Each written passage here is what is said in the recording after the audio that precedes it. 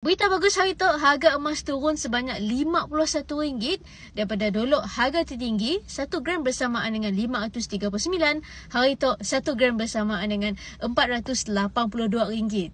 Jadi, mun kita belum lagi mulakan simpanan emas, kini itu adalah masa paling bagus, masa paling sesuai untuk kita start disebabkan harga emas yang rendah berbanding dengan harga tertinggi sebelum tu. Yang kedua, mun kita dah mulakan simpanan emas, kini tu kita boleh pilih sama ada simpan emas menggunakan kaedah easy payment purchase ataupun kita lock harga emas dan kita bayar harga emas yang konsisten sama aja selama 10 bulan.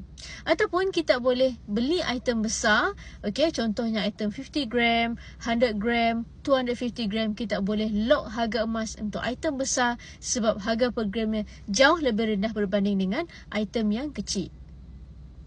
Mun kita mau kami guide simpan emas dengan betul, sebenarnya harga emas turun hari tu, ju follow kami di TikTok dan kami akan guide kita simpan emas dengan betul, selamat dan patuh syariah. Follow kami Miss Nina, #belajar dengan Nina, Miss Nina PG Sarawak.